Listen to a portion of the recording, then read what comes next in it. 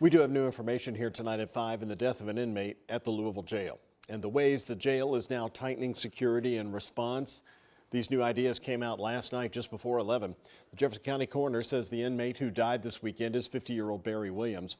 Jail leaders say he died from a drug overdose, but the coroner has not released an official cause of death yet. Williams is the 8th inmate to die in custody since November. Last night, the jail unveiled new security measures aimed at fighting drugs in the jail. WHS 11's Grace McKenna is telling us what city leaders and corrections officers have to say about it. A big focus of these changes, mail, and the way LMDC says third parties are getting drugs to inmates here.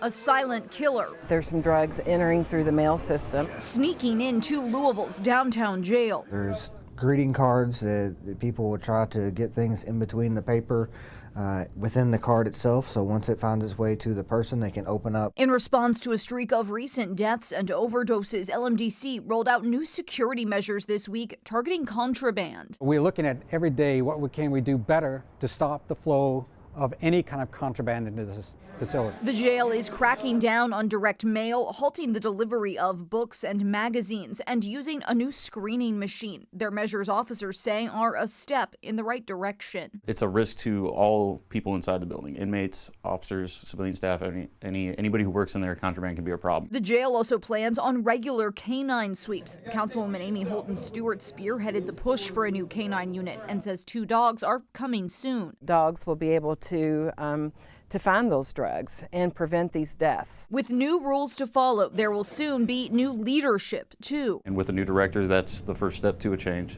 So positivity. Charged with instituting these measures. I believe that this should have been implemented months or even years ago. And others. I think he'll support what we're doing and probably has some ideas of where we can go forward. To deliver change to LMDC. LMDC says these changes will be effective immediately. In Louisville, Grace McKenna, WHAS 11 on your side.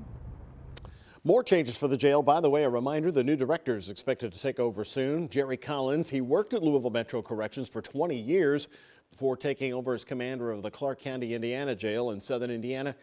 Collins' first day on the job here again locally as the new director of the Louisville jail is coming up on April 4th.